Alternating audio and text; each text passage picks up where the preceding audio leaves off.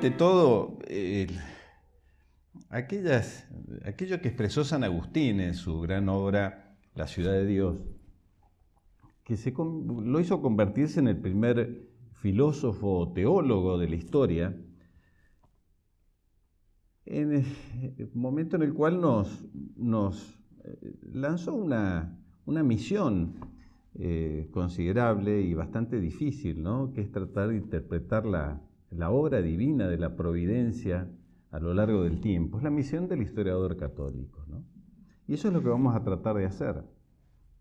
Pero claro, necesitamos para eso de los distintos parámetros con los cuales se mueve la historia hoy. Y es por eso que me ha parecido importante empezar con esto que ustedes están viendo, que son las distintas versiones que han predominado en lo que llamamos lo históricamente correcto acerca de la Revolución Rusa. A uno le llama la atención que es un tema que los historiadores en general le escapan. Y le escapan o apuntan solamente a lo que fue el final de la Revolución Rusa, que fue, digamos, la instauración, el triunfo del bolchevismo en la historia. Pero a nosotros nos ha interesado, sobre todo, y es lo que pretendo hacer, dar un pantallazo de cómo se llega a la Revolución Rusa, porque de alguna manera es lo que nos enseña la historia de cómo hay que hacer para, por lo menos, tratar de no llegar a lo mismo, o a cosas semejantes. Por eso, primero y antes que nada, plantear cuáles son estas versiones que han predominado acerca de la Revolución Rusa, de cómo se llegó a la Revolución Rusa. Si uno toma cualquier libro, inclusive a veces hasta de nivel universitario, no crean ustedes que esto... se va a encontrar con esto, o la versión liberal o la versión socialista, versiones que coinciden en algunos aspectos, difieren en otras. La versión liberal que nos presenta, ante todo, la revolución marxista, la revolución rusa, como la consecuencia de la opresión del zarismo por no haber incorporado las ideas liberales, sobre todo las ideas en boga que nacen a partir de la revolución de la Ilustración del siglo XVIII, la soberanía popular principalmente, el parlamentarismo, la división de poderes, los derechos individuales, la periodicidad en los cargos de gobierno, etc. Son las ideas liberales que predominan hoy en el mundo moderno y que son fruto de todo ese proceso que surge con la Ilustración francesa, en reemplazo de las viejas ideas cristianas que habían predominado durante siglos.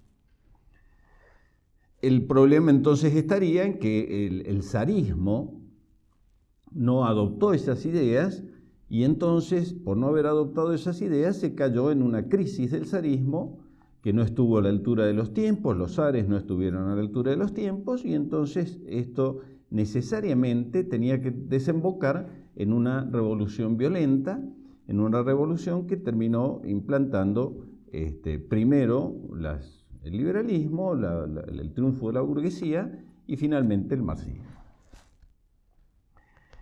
Ya ahondando un poquito, la Revolución Rusa se desencadena, dicen estos autores, por un desprestigio de la corte imperial, y este desprestigio se vino dando a lo largo del tiempo, fundamentalmente desde mediados del siglo XIX, con algunas guerras, como por ejemplo la guerra de Crimea, la guerra contra los turcos, la guerra contra el Japón, en 1904, 1905, la ineficaz, muy mal llevada, según esta versión, de la Primera Guerra Mundial, las fuerzas rusas en la Primera Guerra Mundial. También desprestigio provocado por un personaje, un monje ortodoxo, Rasputín, que al parecer habría sido un hombre borracho, mujeriego, con todas las lacras humanas, que después hemos aprendido en todas las novelas rosas, en las novelas que entusiasman, un poco de sexo, un poco de escándalo y bueno, y entonces Rasputín habría sido este personaje que llevó al desprestigio de la corte imperial y entonces eso también habría colaborado con la revolución. Por otro lado, también echar un poco las culpas sobre la zarina, que saben ustedes, era la zarina, la esposa del zar, la alemana, y entonces habría influenciado en su esposo para no ser muy duro con los alemanes, y ella habría tratado de firmar la paz por separado con Alemania en la Primera Guerra Mundial, y entonces esto también provocaba el desprestigio de la corte imperial. Y finalmente el desprestigio se ve coronado por la huida del zar de San Petersburgo, que era la capital del imperio zarista. Durante las guerras huye el zar y entonces se va al frente de las tropas en un lugar donde no hacía falta para nada que él estuviera. Y entonces esto también habría favorecido el desprestigio de la corte imperial. En definitiva, la falta de modernización, al menos hacer algunas concesiones a las nuevas ideas, por ejemplo, en vez de tener una monarquía tradicional, tener una monarquía constitucional moderada o una república, en donde existe un fuerte parlamentarismo, que serían las ideas que han triunfado en los últimos tiempos, o en el siglo XX y antes también, en el siglo XIX, en las principales potencias europeas. Eso sería un poco el resumen de la versión liberal. Finalmente, después de la revolución, la instauración de un gobierno provisional que no pudo solucionar los problemas políticos, sociales y económicos, y entonces allí es cuando se da el avance y el triunfo de la revolución bolchevique. Esto sería un poco una síntesis muy apretada de cuál es la versión liberal de la Revolución Rusa.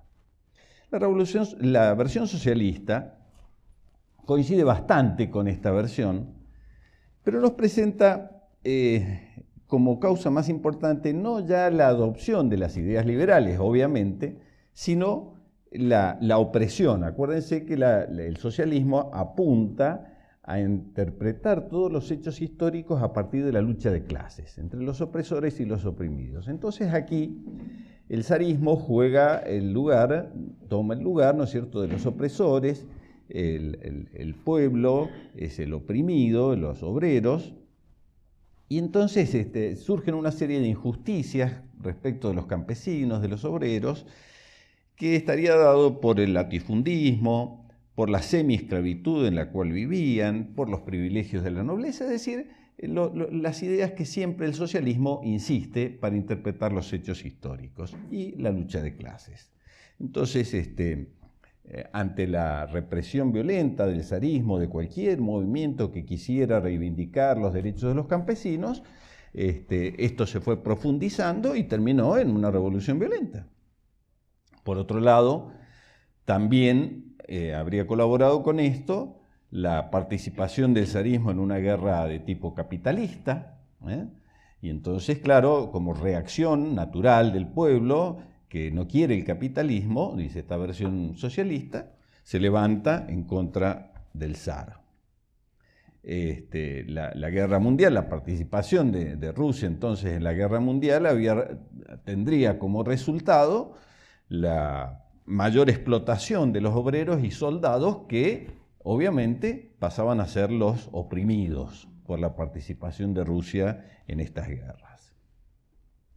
Frente a esto, las heroicas mujeres rusas salen solicitando, clamando por un poco de pan, porque están hambrientas, porque sobre todo el 23 de febrero, ¿no es cierto?, la escasez supuestamente de alimentos, y que cuando a estas mujeres se le unen los hombres, entonces allí comienzan los levantamientos y finalmente todo esto termina en el derrocamiento del zar. El zar, que se había ido de San Petersburgo, no da importancia a esto, y cuando advierte qué es lo que está pasando, saca las ametralladoras y comienza una represión más violenta. Todo esto termina en el amotinamiento de los soldados que se suman a los trabajadores y a los hombres muertos de hambre y como consecuencia de esto la abdicación del zar. Surge un gobierno provisional, pero este gobierno provisional, que es burgués, que es liberal, no adopta medidas para terminar con la guerra, sigue con la opresión y entonces viene ahí cuando aparece la figura de Lenin, que viene a solucionar los problemas y propone la revolución bolchevique, haciendo fracasar al gobierno provisional. Estas son muy brevemente las versiones liberal y socialista. Nosotros vamos a tratar de profundizar un poquito en esto y viendo qué hay, porque obviamente que algo de esto hay en toda la Revolución Rusa. Pero vamos a tratar de marcar aquello que nos ha parecido mayores diferencias, sobre todo a partir de esa visión que decíamos de San Agustín, de tratar de entender en el proceso, en la historia cristiana, en el desenvolvimiento de esta obra de Dios en el tiempo humano, para tratar de desentrañar qué hay en el fondo de esto, ¿no? De este tema. Porque, claro, indudablemente la Revolución Rusa ha sido uno de los hechos más importantes en la historia de la humanidad y que nos ha marcado inclusive hoy hasta nuestros días. Vamos a ver entonces, para poder entender la Revolución Rusa nos parece importante entender quiénes fueron los enemigos del zarismo, porque entendiendo quiénes fueron los enemigos del zarismo vamos a tener un poco más claro por qué y qué alcance tuvo esta revolución. Ante todo, entender que cuando se produce la Revolución Rusa, y esto es absolutamente indispensable porque si no, no se entiende nada, el mundo estaba viviendo la Gran Guerra, la Primera Guerra Mundial. De allí que Rusia, si bien participó en una alianza que era la Entente cordial, junto a Francia y Gran Bretaña, junto a las potencias occidentales, pero también es cierto que estas potencias occidentales, en ellas predominaba el ateísmo, en ellas predominaba la masonería, y veían en los imperios centrales, que eran los enemigos del otro bando, sobre todo bueno, en Alemania, el imperio austrohúngaro, ¿qué es lo que veían? Eran los imperios cristianos frente a las grandes potencias liberales y masónicas. Este es el planteo que hay que entender para entender la Primera Guerra Mundial y también la Revolución Rusa. Porque, como dicen algunos autores, aquí hay una cosa curiosa, y es que ciertamente el zarismo se va a unir antinaturalmente con los que no tenía que unirse, con los que no era lógico que se uniera, por diversas circunstancias, pero la principal de ellas es porque acá lo que era una lucha entre los imperios cristianos que todavía quedaban y las potencias masónicas. En Austria, la casa de los Habsburgos, católicos; en Alemania, la casa de los Hohenzollern, luteranos; y la Rusia ortodoxa. Pero Rusia participa de la Primera Guerra aliado de Francia y Gran Bretaña, por esa alianza antinatural. Ya vamos a hablar por qué. Fíjense que esto es tan así que el primer ministro inglés, Lloyd George, de 1916 a 1922 fue primer ministro, y dice: si la razón de la guerra había sido, entre otras, la expulsión de los imperios cristianos, con la caída de los Romanov, ortodoxos de los Romanov, el Reino Unido había conseguido su primer objetivo del conflicto. Esto lo está diciendo el primer ministro inglés. Primer objetivo del conflicto de la Guerra Mundial, la caída del imperio zarista ruso, cristiano ortodoxo. Miguel Poradowski, un sacerdote polaco que huyó de Polonia, estuvo viviendo buena parte de su vida en Chile, y que también un estudioso de la Revolución Rusa dice: motivos para derribar el gobierno del zar, poner fin a un régimen que veían como medieval y supersticioso, no solo en Rusia, sino también en Austria y en Alemania, bastiones de la cristiandad. ¿Qué tenemos entonces? Una lucha contra los bastiones de la cristiandad. Esperaban que Rusia, una vez caída, arrasaría la caída de las otras monarquías cristianas. Necesitaban fomentar el caos en Rusia para que ésta se viera obligada a pedir ayuda sin condiciones a Occidente. Occidente pondría las condiciones que significaban apoderarse de la economía rusa. Y por la negativa de Nicolás II de aceptar las nuevas inversiones innecesarias. Concretamente, este es el mapa que nos interesa tener claro. Porque la Primera Guerra Mundial se va a dar entre los imperios cristianos, Alemania, Austro-Hungría, el imperio musulmán otomano, contra Francia, Gran Bretaña o el Reino Unido y el imperio ruso.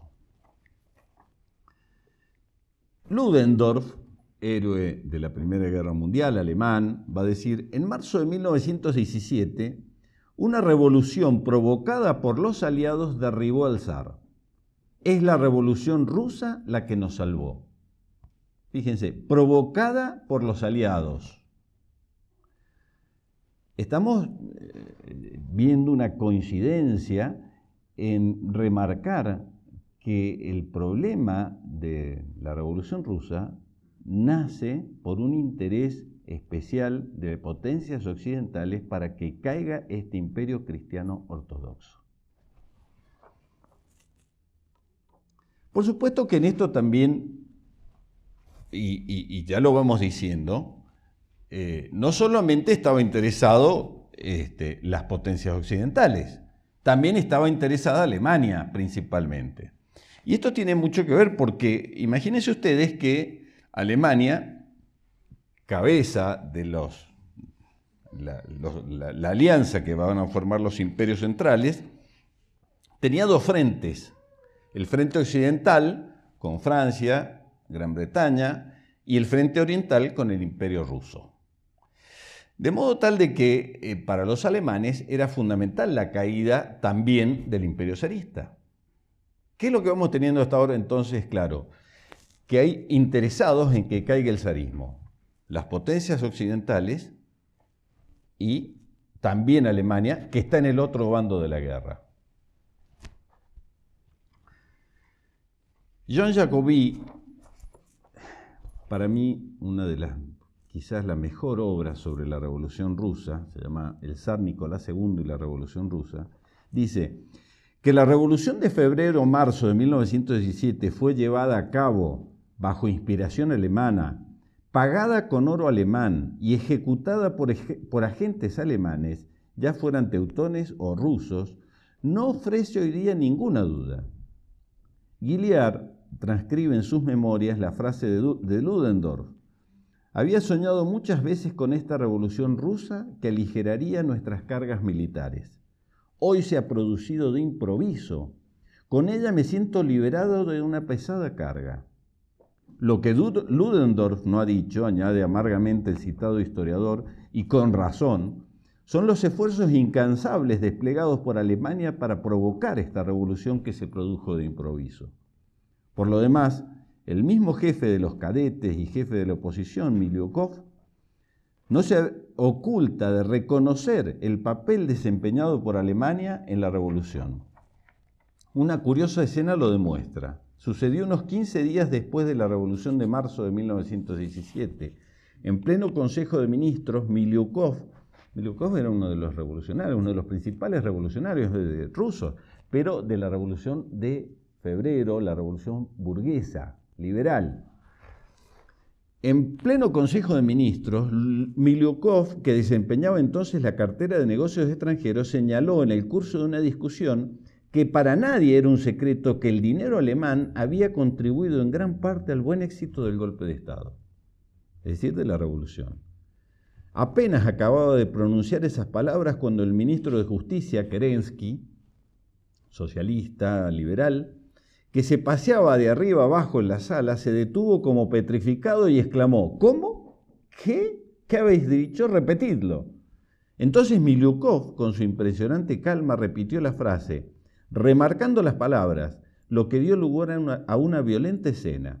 Kerensky, en medio de la general consternación, abandonó la sesión sin que, por otra parte, ninguno de los restantes ministros demostrara la menor sorpresa ante la declaración de Miliukov. Aquellos ministros tan bien informados sobre el papel del oro alemán que les entregó el poder eran el príncipe Lvov, Konovalov, Guchov, Terestchenko y los demás políticos que tan solo 15 días antes acusaban de traición al gobierno imperial. Es decir, bien clarito, estaban las potencias occidentales que querían la caída del zar, pero también Alemania quería la caída del zar. Y de hecho fue gracias al oro alemán, en buena medida, que cayó el zar. También había enemigos internos, obviamente, y aquí jugaron un papel muy importante los políticos liberales y burgueses. Políticos liberales y burgueses, como bien dice la versión liberal, que estaban anhelando la caída del zar.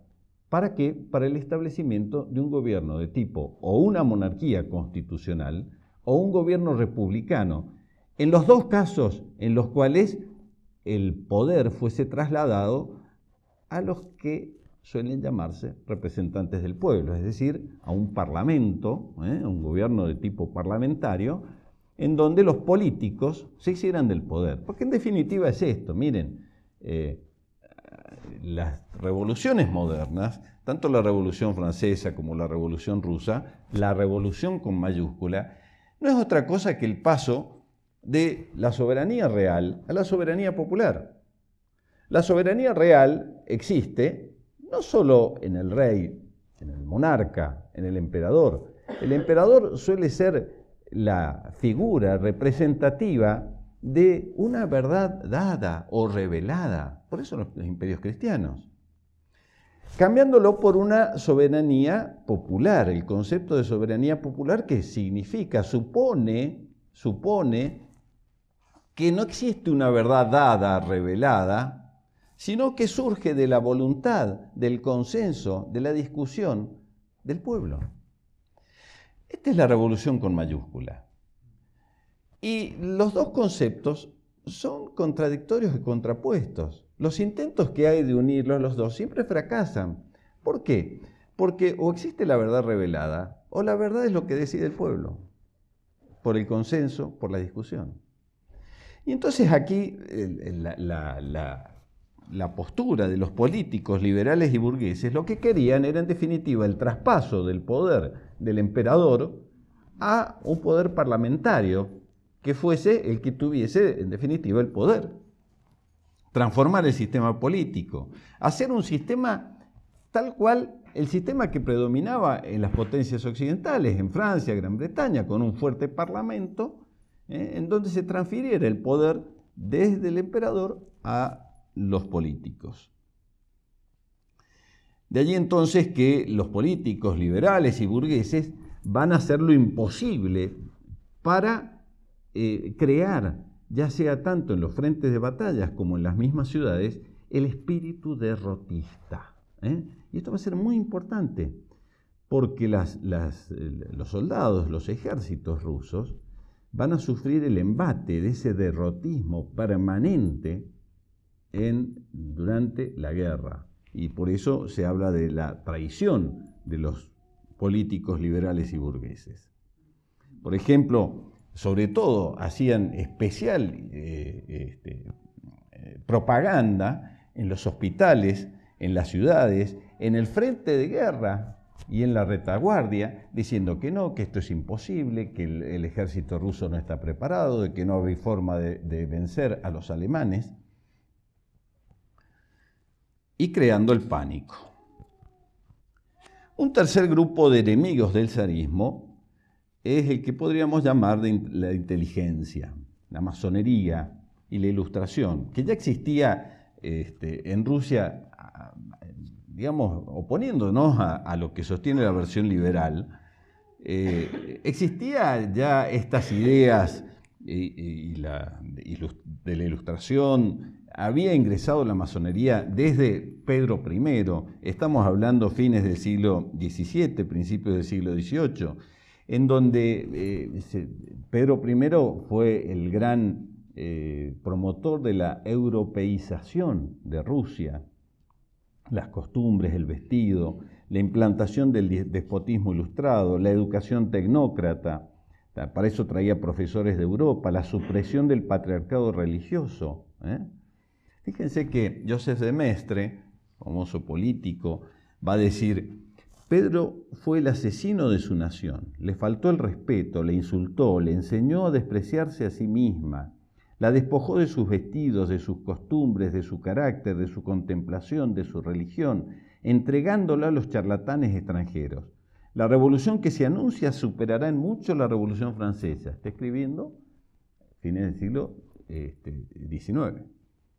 Hay que prepararse una gran revolución de la cual la que acaba de terminar no era más que el prólogo. Otra emperatriz que dejó abiertas las puertas para la entrada del absolutismo y de la masonería fue Catalina la Grande, a fines del siglo XVIII. Allí fue cuando se introdujo la masonería, la ilustración, que va a ser después comentado por Berdyaev como un abismo, el desprecio por la Iglesia ortodoxa, el abismo respecto del pueblo, ¿no? El siglo XIX también introdujeron muchas de las ideas francesas ilustradas, se introdujeron en Rusia por los soldados que habían participado de la Santa Alianza en las guerras contra Napoleón, y que muchos de ellos se habían quedado a vivir en Francia, y allí adoptan y comienzan a admirar el sistema francés y cómo los principios ilustrados y masónicos se encumbran en la Francia del siglo XIX. Estos van a traer a su vuelta a Rusia, van a introducir todo este espíritu ilustrado, moderno, liberal, y van a hacer nacer en Rusia sobre todo en la cultura, una admiración y un deseo y una necesidad, sobre todo de los estudiantes, de ir a estudiar a Occidente. Todos los jóvenes rusos están desesperados por ir a imbuirse, no todos obviamente, pero en general en el ambiente cultural de las universidades, ese interés por ir a nutrirse de las nuevas ideas ilustradas.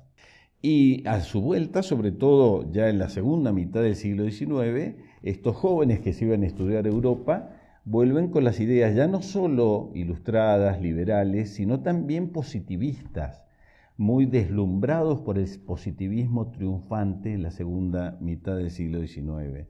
La sustitución de la fe por la nueva religión de la ciencia, de la humanidad, ¿no es cierto? El Comte. También enemigos del zarismo fueron los socialistas y los comunistas, obviamente, quienes buscaban también la caída del zar para implantar un gobierno comunista y la toma del poder en contra de la Rusia cristiana. Para eso comienzan a predicar, obviamente, lo que hemos hablado al principio, la explotación obrera, se crea una masa de desheredados, los sindicatos marxistas.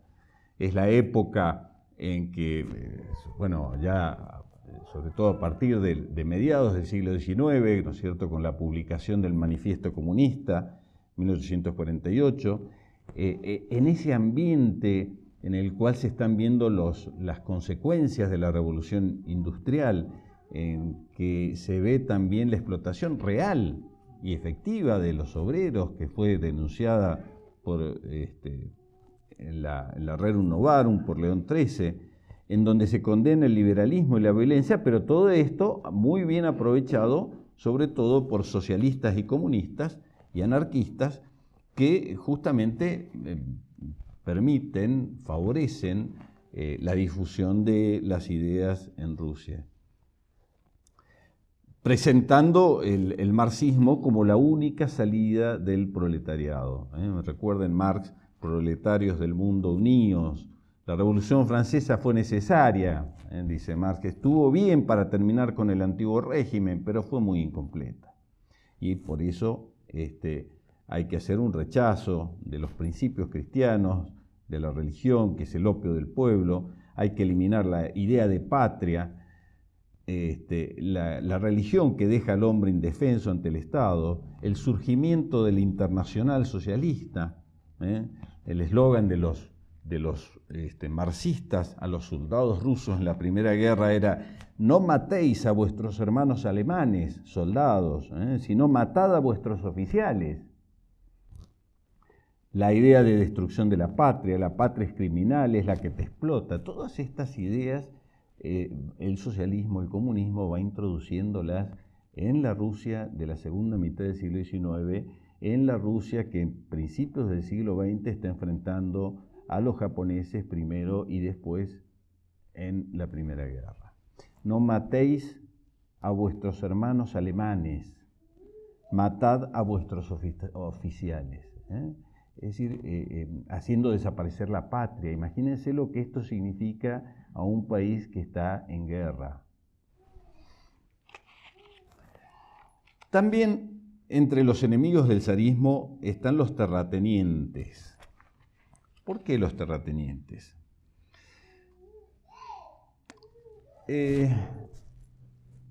Rusia tuvo en el siglo XIX los mejores zares que tuvo en su historia.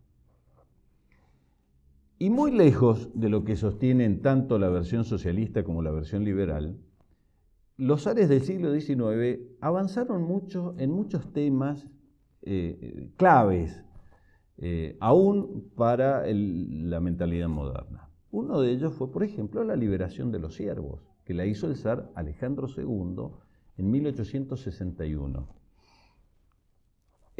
Fue conocido como el zar libertador.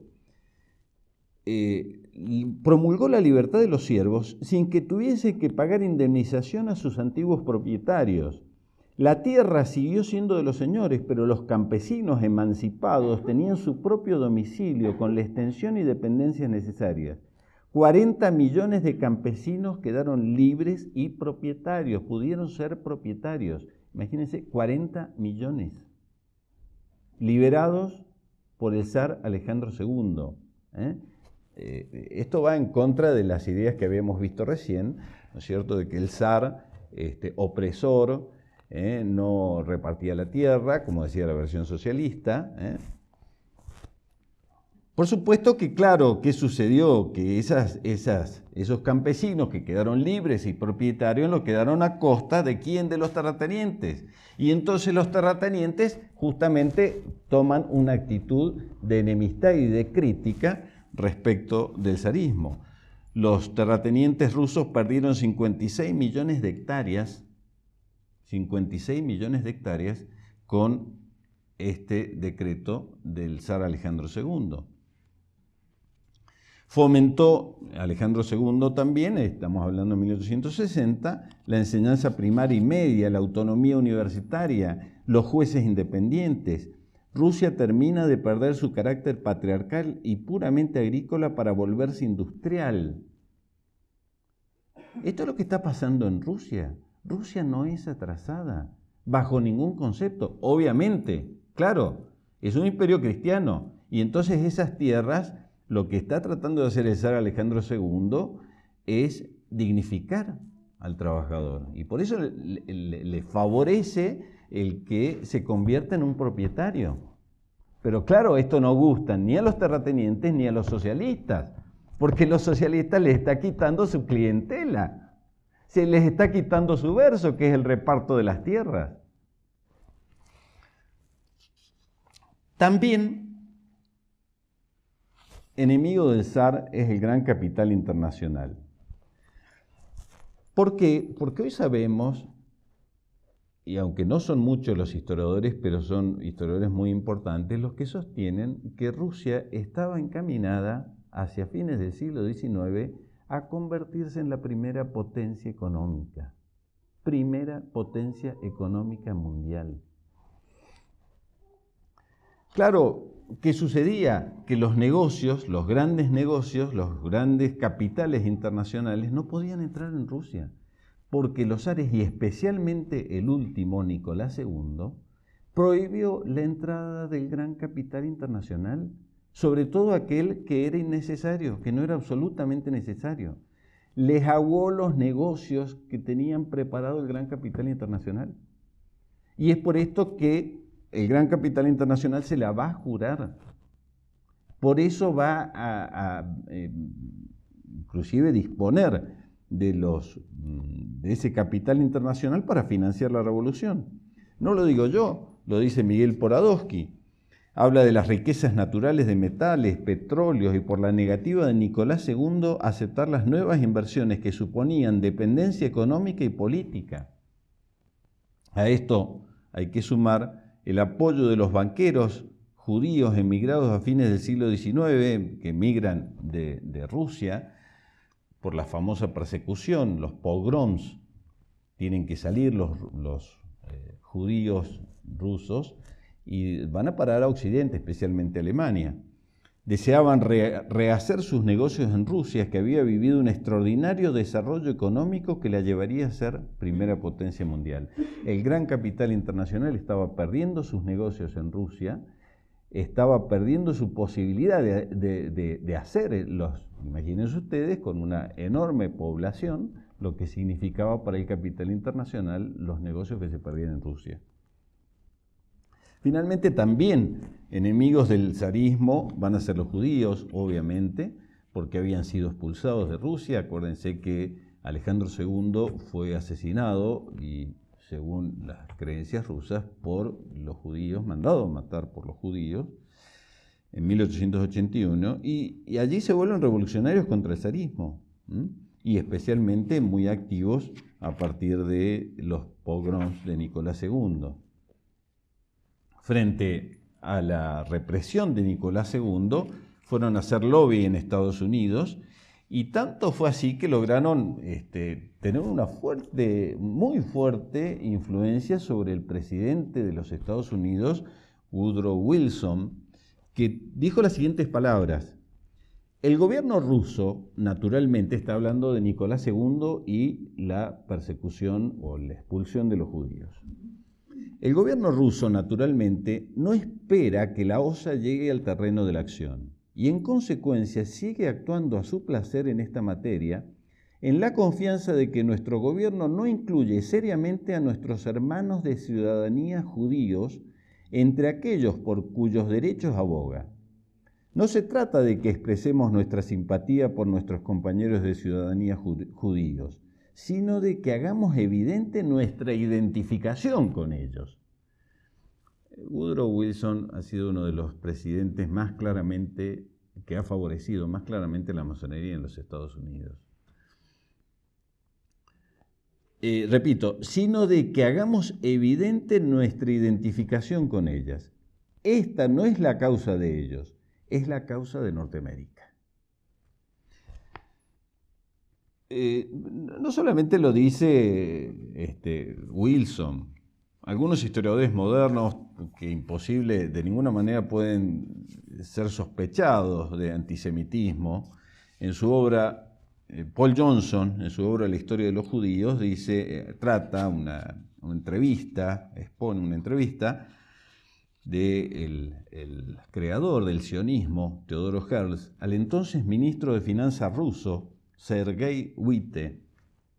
Witte, el ministro, le dice: uno tiene que reconocer que los judíos dan razones suficientes que justifican la hostilidad. Tienen una arrogancia característica. Sin embargo, la mayoría de los judíos son pobres. Se dedican a toda clase de actividades desagradables como la prostitución o la usura. Por lo tanto, como usted puede ver, es difícil que los amigos de los judíos los defiendan. Y sin embargo, yo soy amigo de los judíos. Herzl le responde: si es así, ciertamente no necesitamos enemigos. A lo que Witte le dice, se quejó del gran número de judíos que militaban en el movimiento revolucionario. Y Herz le dice, ¿a qué circunstancia atribuye esto? Witte le dice, creo que es culpa de nuestro gobierno. Se oprime excesivamente a los judíos.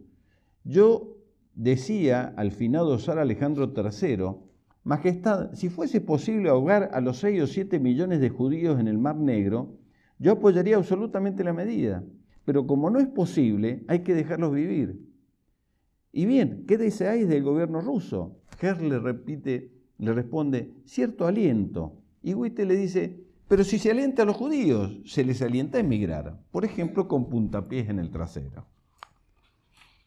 Así fue como los judíos terminaron emigrando a Alemania, y allí en Alemania vivieron una persecución mucho mayor, por supuesto, con la persecución nazi. Habiendo visto ya cuáles eran los enemigos del zarismo, que obviamente esto nos va aclarando un poco el panorama, vamos a ver las circunstancias en las cuales se dio la revolución.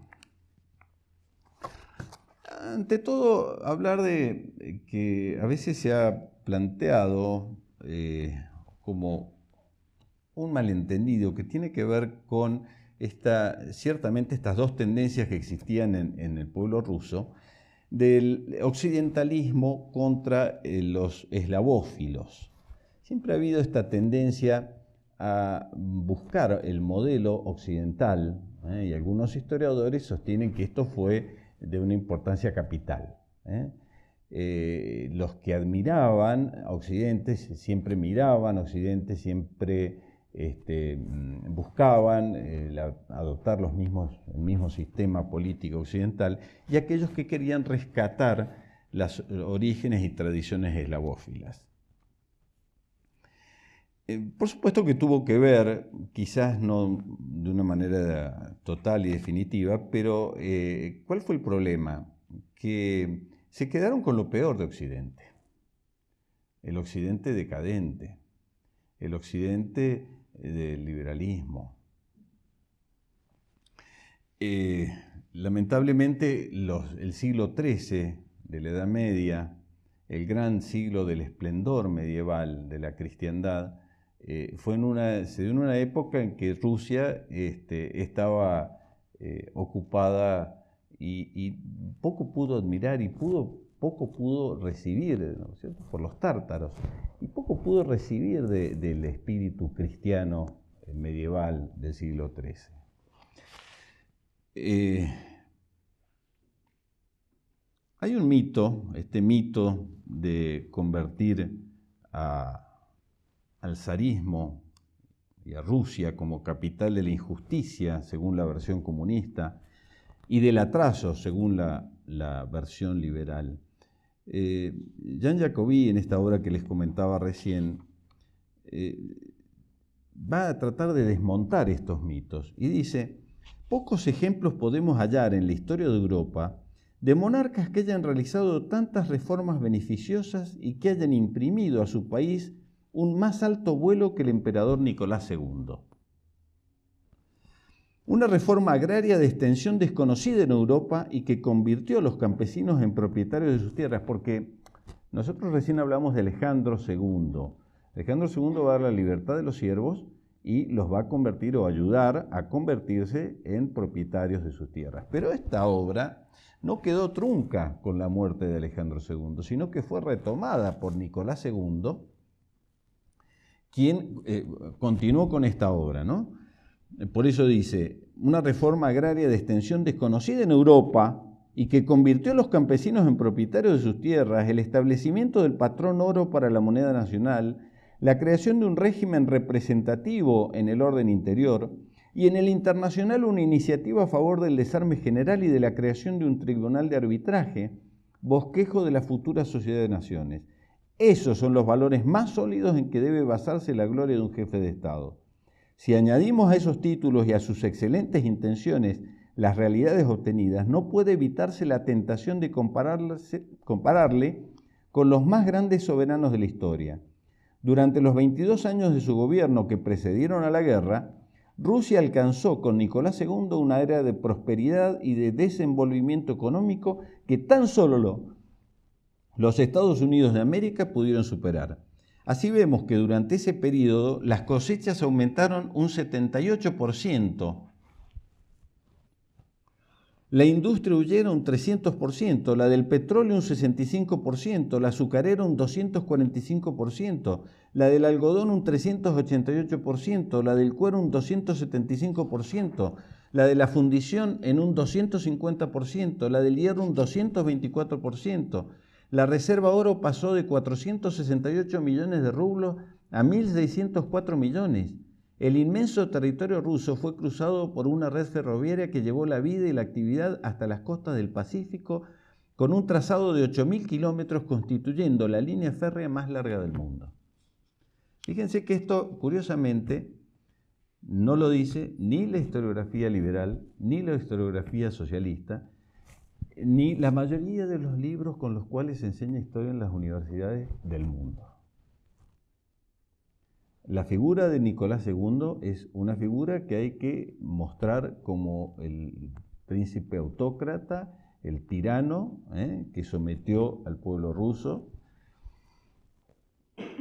Sigue Jacobi. Al mismo tiempo que trabajaba para obtener el mayor bienestar material para su pueblo, el emperador Nicolás II dedicó particular atención a la instrucción pública y al presupuesto de ese ministerio. No cesó de aumentar año tras año para pasar de la suma de 25.200.000 rublos a 161.600.000, o sea, un aumento del 620%. En las diversas ciudades y aldeas del imperio fueron creadas universidades, institutos, escuelas técnicas, colegios, escuelas de enseñanza primaria, mientras el número de discípulos en las escuelas secundarias aumentó un 227% y el de estudiantes un 180%. Bueno, y siguen los datos. No quiero aburrirlos con esto, pero ¿qué es lo que quiero hacer hincapié? Las circunstancias en las cuales se da la Revolución Rusa están muy lejos de ser lo que habitualmente se presenta, que es un imperio atrasado, un imperio decadente, un imperio empobrecido, un imperio que explota a los pobres. No es eso el móvil de la revolución, no es eso lo que provocó la revolución. Solzhenitsyn, el gran Solzhenitsyn, dice: antes del estallido de la guerra de 1914, Rusia podía ufanarse de una floreciente industria manufacturera, de un crecimiento rápido y de una economía flexible y descentralizada. Sus habitantes no se encontraban restringidos en la elección de actividades económicas. Se había realizado progresos significativos en el campo de la legislación obrera y el bienestar material de los campesinos se encontraba en un nivel que nunca ha sido alcanzado bajo el régimen soviético. Los diarios se encontraban libres de una censura política preliminar, incluso durante la guerra. Existía una libertad cultural completa, los intelectuales no se encontraban restringidos en esa actividad. Rusia, con sus tantas nacionalidades, no conocía acerca de las deportaciones de pueblos enteros ni de movimientos separatistas armados. Este retrato no es meramente diferente de la era comunista, sino que es directamente su antítesis en todos los aspectos.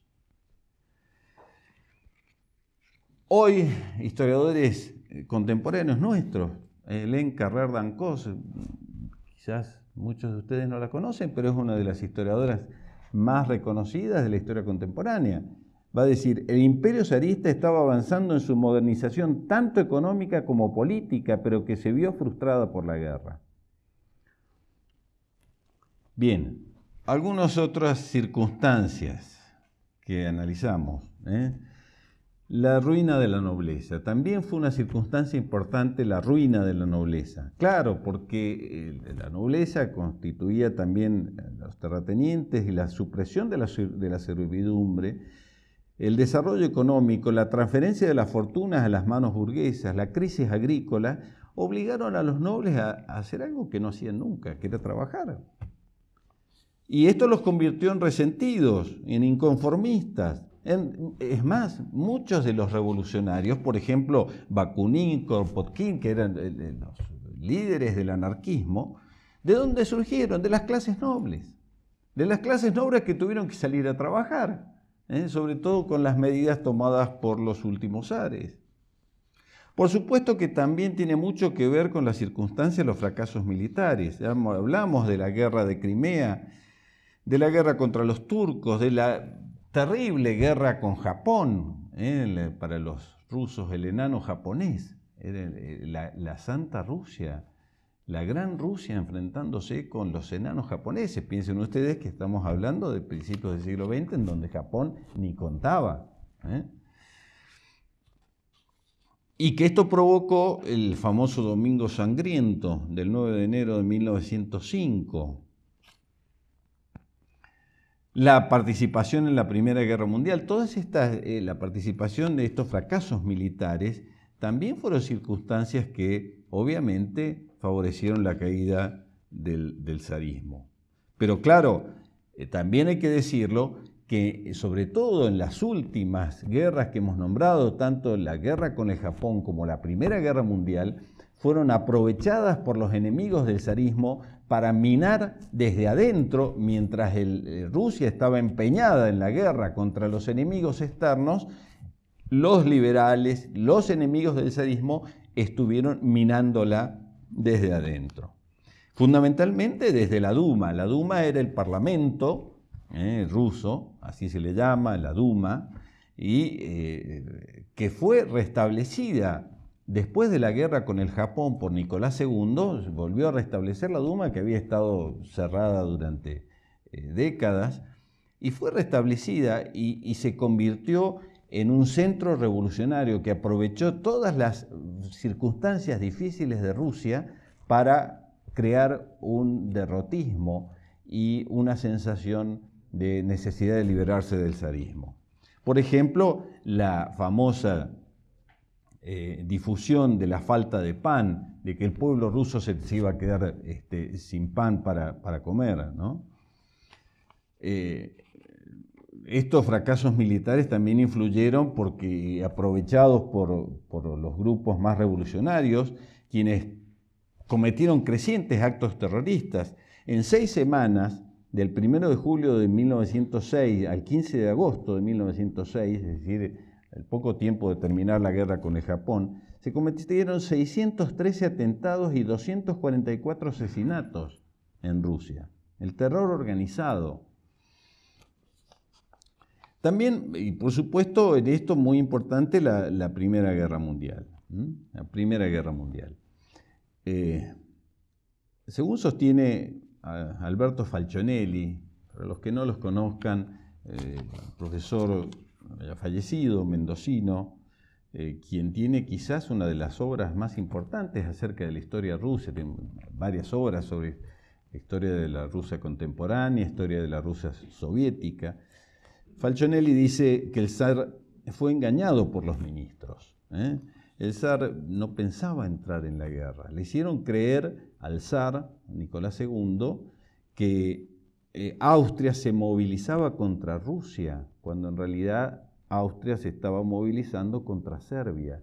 Entonces, hay una serie de traiciones en la misma corte imperial, que son las tratadas por Falcionelli y algunos otros autores.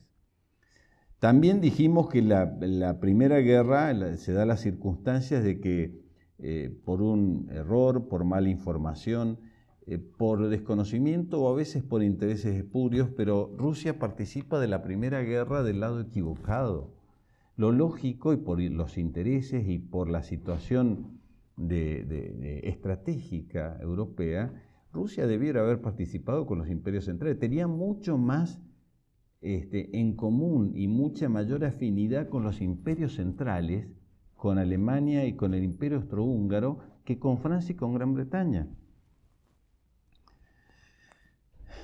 La Primera Guerra también fue una circunstancia negativa en cuanto frenó las mejoras que se habían dado desde Alejandro II. Nicolás II tuvo un excelente primer ministro, que fue Stolypin, y que fue asesinado en el año 1911, y con eso y la entrada de Rusia en la Primera Guerra Mundial se van a frenar todas las mejoras, y que de no haber sido por esta situación de la entrada de Rusia en la Primera Guerra, seguramente la revolución rusa no se hubiera producido. Sobre Rasputín, ¿qué podemos decir? Ya dijimos algo. Sobre todo la versión liberal hace hincapié en este monje que lo presenta como un loco, borracho, mujeriego, ambicioso, etcétera, etcétera. Saben ustedes que la figura de Rasputín fue muy importante para la corte imperial porque el heredero del imperio, el zarevich, tenía hemofilia y aparece esta figura de Rasputín que curiosamente cuando aparecía se mejoraba. Bueno, Falconelli también dice, no se trata de defender a Rasputín, pero si analizamos cuáles eran los enemigos de Rasputín, vamos a ver que todos los asesinos, por ejemplo, fueron todos traidores a la corona, que utilizaron un pretexto, la influencia de Rasputín por el interés de firmar la paz por separado. Rasputín estaría influyendo sobre la corte zarista para que saliera de la Primera Guerra y firmase la paz por separado. Curiosamente, comienza el escándalo en 1916, cuando el monje estaba cerca de la corte desde 1910. Mucho hay también de envidias cortesanas con la zarina. Va a surgir toda una propaganda en contra de la zarina, no solo por ser alemana, sino se va a difundir de que tenía relaciones con Rasputín y que engañaba al emperador, a Nicolás II, con el monje, y que el monje también tenía relaciones con las hijas del zar. Es decir, hay toda una propaganda en torno a la figura de Rasputín para desprestigiar a la corte, que terminó ¿en qué? Terminó en el asesinato de Rasputín. Dice Jean Jacobi, protegía al pueblo contra los terratenientes, contra los nobles, entonces estos lo asesinaron. Murió como mártir por el zar y por el pueblo. Rasputín es famoso por sus profecías. Dice, si muero o me abandonáis, perderéis a vuestro hijo y vuestra corona antes de 6 meses, que fue lo que sucedió. Antes de la guerra decía, una nube amenazadora se extiende sobre Rusia, desgracias y sufrimientos sin fin. Oscurece sin que se vea un solo rayo de luz, tan solo un mar de lágrimas, un mar sin límites y de sangre. Aparece un espectro de la guerra sin que se quiera comprender que ella es la perdición. Pesado es el castigo divino cuando Dios nos quita la razón. Es el principio del fin. Tú eres el zar, el padre del pueblo. No dejes que triunfen los insensatos y que al perderse ellos se pierda el pueblo. Alemania será vencida, pero ¿qué será de Rusia? En verdad que desde el comienzo de los siglos jamás hubo una calamidad mayor. Rusia será ahogada en sangre. Su pérdida será terrible. Duelo sin fin. ¿Qué profecía más exacta, dice Jacobi, del destino de la desventurada Rusia? Es decir, tenemos a Rasputín, que era un starets, era una especie de consejero de la familia imperial, que está advirtiéndole sobre los peligros de dejarse guiar por esto al cual que los cortesanos están llevando a Nicolás II, que es a que entre en esta desgraciada guerra, la Primera Guerra Mundial. Consecuencia de eso, su asesinato y su mala propaganda. No nos corresponde a nosotros dilucidar si fue o no mujeriego o borracho, pero lo cierto es que como figura, era una figura clave en el momento de la revolución. ¿Cuál fue? También son importantes la actitud y las circunstancias creadas por los comunistas en la guerra, ¿no? Que aprovecharon la situación para la revolución. Lenin se entregó en cuerpo y alma a su odio por todo patriotismo. Toda defensa de la patria, decía, es chauvinismo, cosa que hoy también escuchamos, ¿no? Es necesario sin demora educar al pueblo y al ejército en el sentido derrotistas. Soldados, fraternizad en las trincheras con vuestros camaradas llamados enemigos. La siembra marxista, iniciada décadas atrás, halló en 1917 el clima más propicio para fructificar. La ya minada retaguardia del ejército ruso se debilitó aún más y el desconcierto cundió hasta las líneas avanzadas del frente de guerra. La propaganda derrotista hallaba ciertamente coyunturas en la miseria y en las bajas causadas por la contienda. Las promesas de que al triunfar la revolución se repartirían las tierras a todos los propietarios fue tan halagadora que las tropas querían dejar de pelear para llegar al reparto. Bueno, sigue. Los liberales ante la guerra, también interesados. Falcinelli dice, no querían que ganara el zar la guerra, porque los excluiría definitivamente del poder. Tampoco querían la paz, que a partir de 1916 era un clamor popular, y asumían una actitud de crítica al zarismo porque decían que era incapaz de llegar a la victoria. Es la traición frente al enemigo. Buscaban apoyo en los ambientes políticos liberales de Londres y París y crearon para ellos la leyenda de la incapacidad y el derrotismo del régimen imperial. Especialmente se acusaba a la emperatriz y a la camarilla que le rodeaba, por ser ella alemana, de querer firmar una paz por separado. A tal punto que Jean Jacobidi dice que fue un crimen de alta traición de los partidos opositores.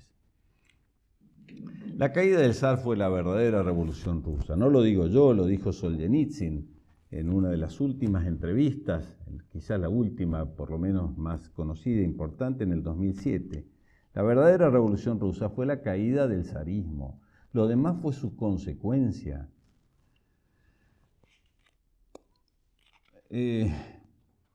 La circunstancia más clara fue cuando el zar decide ponerse al frente de los ejércitos que estaban sufriendo una situación no solo provocada por el derrotismo insuflado por los marxistas y por los liberales, sino también, el zar se va a poner al frente de los ejércitos porque es lo que tenía que hacer, porque allí estaba su misión, allí estaba su deber. El mismo Nicolás II se lo va a decir a su ministro de guerra, Gorenkin, al cual le dice, en los momentos de peligro, el sagrado deber del zar de Rusia es encontrarse rodeado de sus tropas, y vencer o perecer con ellas. Es la antigua misión que tenía, por supuesto, todo buen monarca, todo buen emperador, ponerse al frente de sus ejércitos. Y de hecho, hoy podemos decir, sin lugar a equivocarnos, que a partir de que el zar se puso al frente de los ejércitos, hubo importantes éxitos rusos.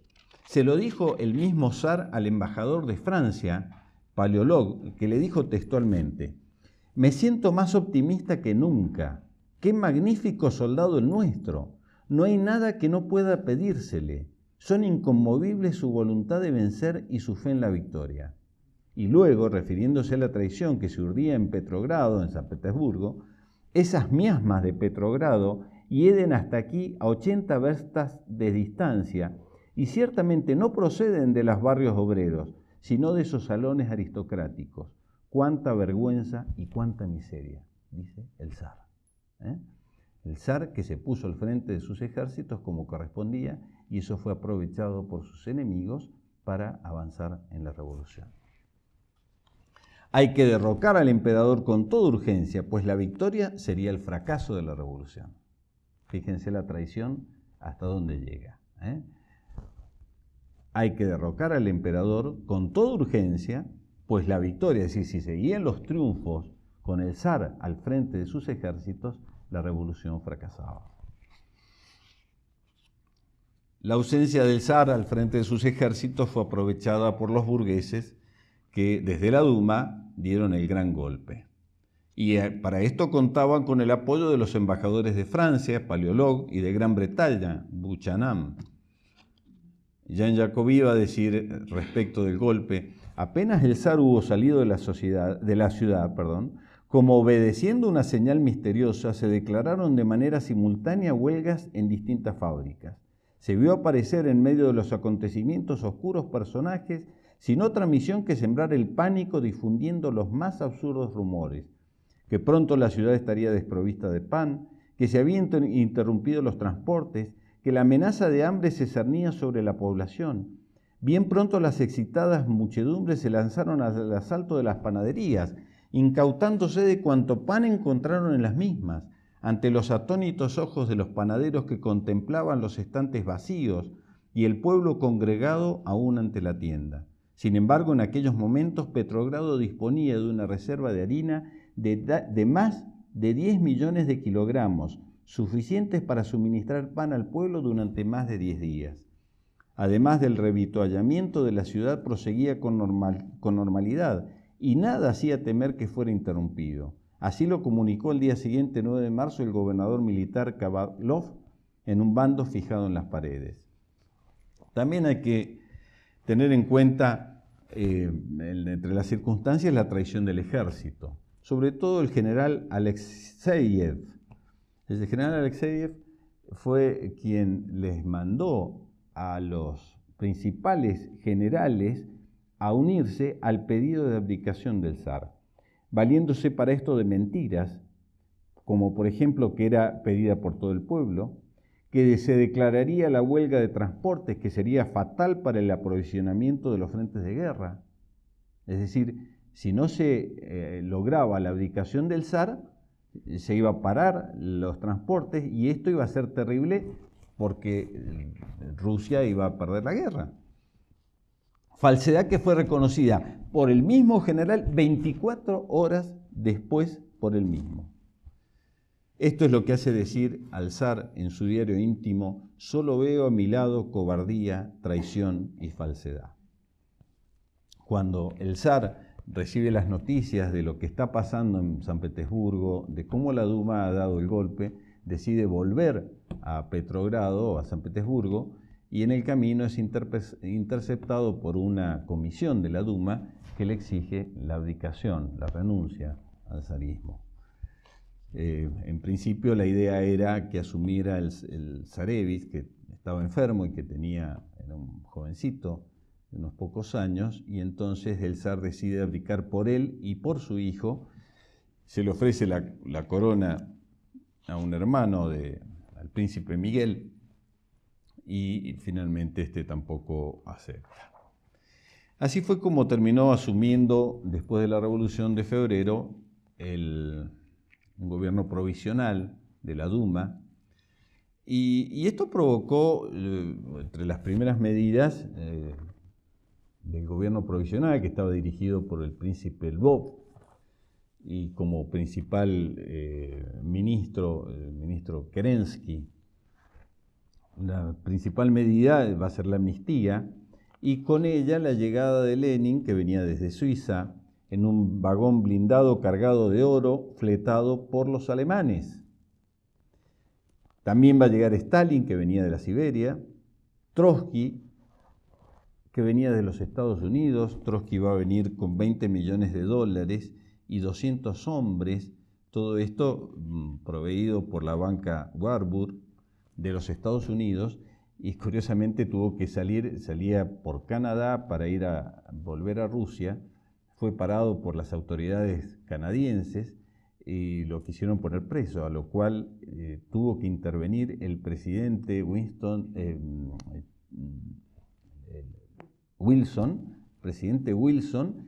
hubo de intervenir para que fuera liberado Trotsky, curiosamente, ¿no? Aquí vemos los intereses a veces están más allá de las ideologías, ¿no? Y así fue como fue liberado y llegó a San Petersburgo. Es decir, los principales jefes revolucionarios se valieron de la amnistía del gobierno provisional para llegar a San Petersburgo. Con la llegada de Lenin a Petrogrado, llegan también las famosas tesis de abril de Lenin: impulsar la toma del poder para iniciar la transición al socialismo, la entrega de las tierras de la nobleza a los campesinos y la negociación inmediata de una paz sin anexiones ni indemnizaciones. El gobierno provisional fue absolutamente incapaz, porque era incapaz la oligarquía para ocupar la vacante dejada por el zarismo. Y esto porque no fueron capaces, o tenían dentro de su plan, el seguir la guerra para dar satisfacción a sus mandantes de Londres y París. No sigue el reparto de tierras, iniciado por Alejandro II y continuado por Nicolás II con Stolypin, porque obviamente el nuevo gobierno provisional fue absolutamente impopular, porque el pueblo era indiferente a los sueños liberales de los industriales y los banqueros y los intereses de la clase burguesa. Y es por eso que el fracaso absoluto del régimen provisional, que, insisto, sigue en la guerra, es aprovechado por los bolcheviques, que el 24 y 25 de octubre toman el Palacio de Invierno y instauran el primer gobierno comunista de la historia. Las medidas rápidamente, ahí lo tienen a Lenin llegando a San Petersburgo, los comunistas en el poder, las medidas, la retirada del frente de la guerra con la firma de la paz de Brest-Litov, la incautación de la propiedad de la tierra. Lo curioso, fíjense, Alejandro II, Nicolás II, lograban o apuntaban a la dignificación del campesino con la posibilidad de que llegara a ser propietario de sus tierras y las trabajara.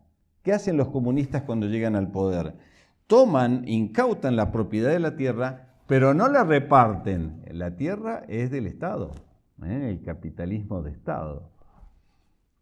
La creación del primer gobierno de comisarios del pueblo, la supresión de los periódicos opositores, menos Pravda, comunista, la nacionalización de los bancos que pasan a ser del Estado, el cierre de todas las escuelas religiosas, la prohibición del derecho de huelga, curiosamente, en un gobierno comunista no se protesta, Lenin la consideraba como crimen contra el pueblo, la estatización de la fábrica, la redacción de un código para uso de los tribunales revolucionarios, la prohibición de los partidos burgueses, formando un partido único, ¿no? La famosa democracia comunista de partido único, la creación de la policía secreta, la checa, los allanamientos de moradas sin orden judicial. La checa llegó a tener 250.000 agentes, mientras la policía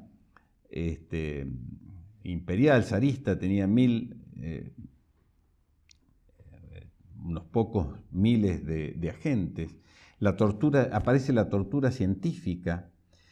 Fíjense las ejecuciones, las ejecuciones en masa que provoca la checa. Para las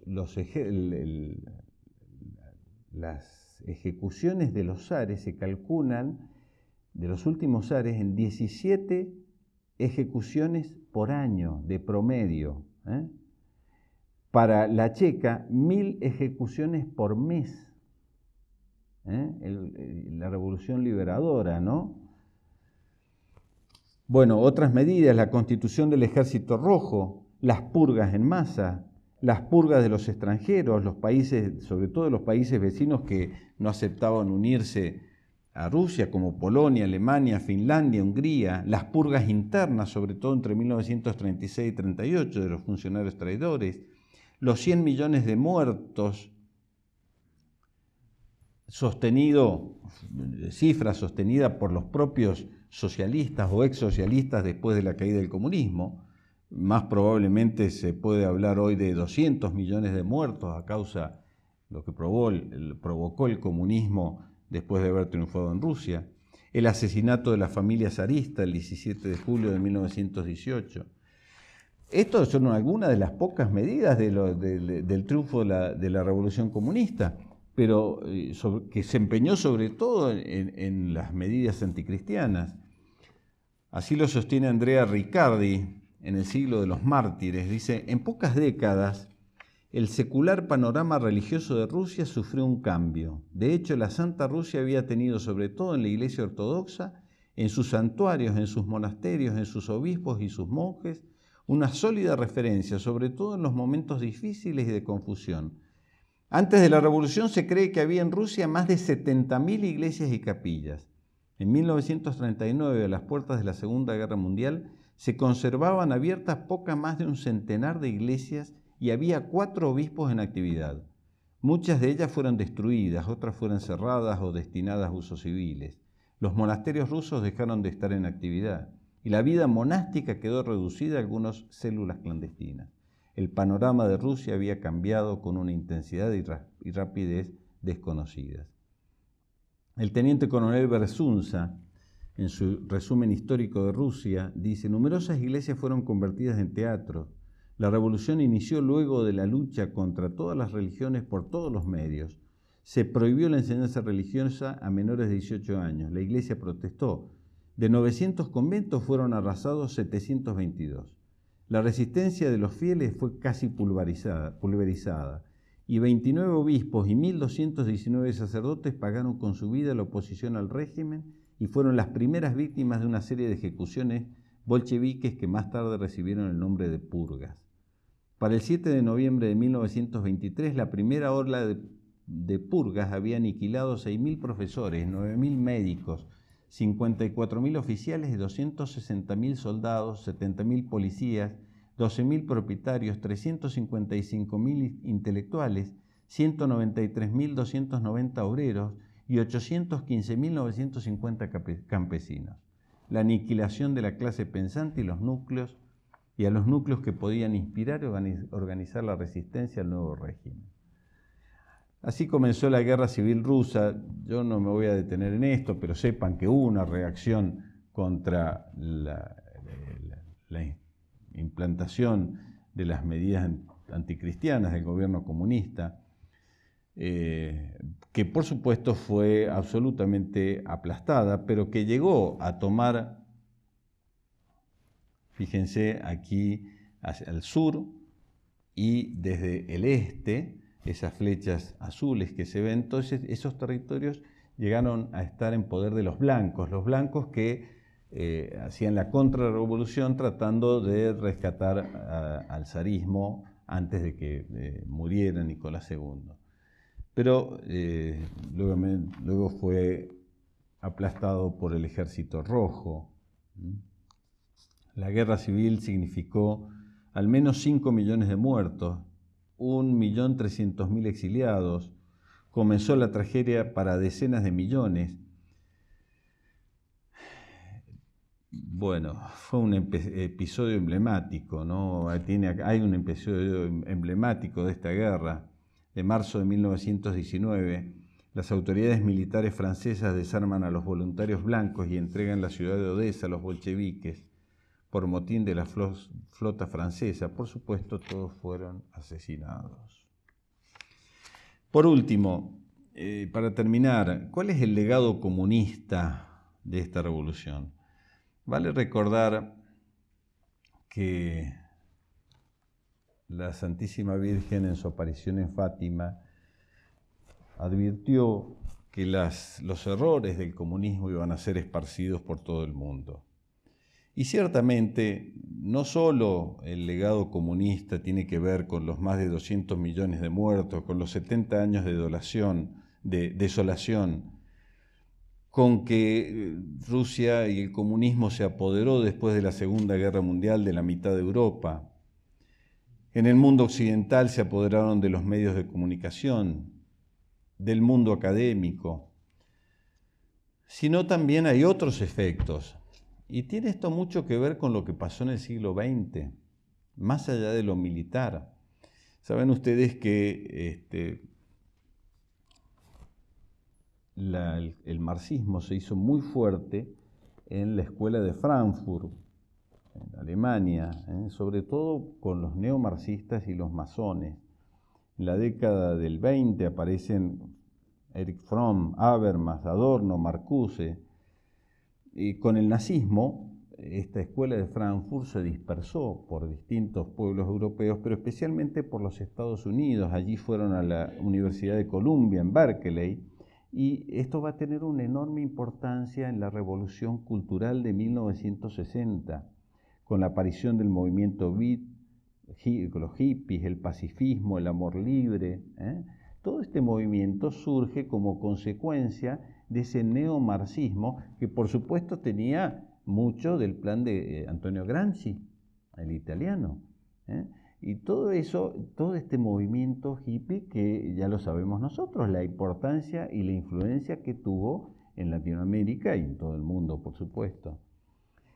Pero también surgen las teorías como la del hombre colonizado, explotado por las instituciones, por la familia, y entonces el objetivo del neomarxismo es liberarlo de esta explotación, de estas instituciones. Allí aparece también la importancia de Freud, del pansexualismo, que sostiene que nos movemos por el sexo. Y entonces surge este movimiento revolucionario contra la represión. Marcuse va a decir que el impulso básico natural es el impulso sexual, lo único que realiza al hombre, pero no el impulso sexual unido a la maternidad, no, la maternidad es la injusticia biológica contra la mujer, entonces la lacra a combatir, liberarla, y por eso el aborto, la anticoncepción, ¿eh? Es decir, es realmente algo diabólico y que tiene ese mismo origen, porque en definitiva, ¿qué es lo que sucede en Occidente? Acuérdense el plan de Gramsci. Ya no es la lucha de clases entre el opresor patrón y el oprimido el obrero. Es la lucha de clases a todo nivel. Y es la lucha de clases, entre la familia opresora y los hijos oprimidos. Por eso hay que liberar a la mujer, que es la oprimida, frente al varón opresor. Y aquí llegamos obviamente a la ideología de género. La ideología de género, que no es otra cosa que la lucha de clases, pero a nivel cultural. Abelardo Pitó, que seguramente muchos de ustedes todavía viven, mendocino, dice, a la pregunta de cómo cambiar la sociedad actual, Marcuse responde que no basta cambiar las relaciones de producción, marxismo, sino que hay que cambiar la mente de la gente, la organización de sus instintos. Hay que liberar sus instintos reprimidos. La meta es lograr una vida sin represiones instintivas, una vida estético-erótica, gozosa y pacificada. La derrota de la escasez por la técnica ha hecho posible la utopía. Ideas que han sido arraigadas en la ONU, en las políticas, en la ideología de género, en el ataque a la vida, que en definitiva no termina siendo sino un ataque a Dios, camino, verdad y vida. Bueno, algunas cosas más que podríamos decir. Finalmente, para terminar con la historia, ¿no? Que ha pasado en estos últimos años, la familia imperial fue canonizada por la Iglesia Ortodoxa rusa. Una decisión refrendada en agosto del 2000 por el Sínodo de la Ortodoxia rusa. Desde 1998 los restos de la familia imperial reposan en la Catedral de San Pedro y San Pablo en San Petersburgo. Y la familia imperial ha sido rehabilitada políticamente por el Tribunal Supremo de Justicia de la Federación Rusa, que rehabilitó a Nicolás II y su familia, sosteniendo que la decisión de condenarlos no tenía absolutamente ningún asidero real de justicia. Todavía hoy hay quienes añoran obviamente el zarismo y han tomado la bandera de los Romanov, todavía fundado en 2012 por un diputado derechista, Anton Bakov, y con sede en el municipio de Kosulino, de 2.644 habitantes. Sigue con la idea de tratar de restaurar la idea imperial, ¿no es cierto?, el sistema imperial monárquico de la Federación Rusa, con el nombre de Nicolás III. Karl Emich de Leiningen es el jefe del Estado del nuevo imperio ruso. Pero bueno, todo esto ha quedado en las intenciones. Pero quiero terminar simplemente con eso, ¿no? Que en definitiva la Revolución Rusa, esta revolución que comienza no como sostiene la versión liberal socialista, sino más bien me quedo con la otra imagen. Es parte de la lucha eterna entre las huestes de la ciudad de Dios y la ciudad del demonio. Nada más.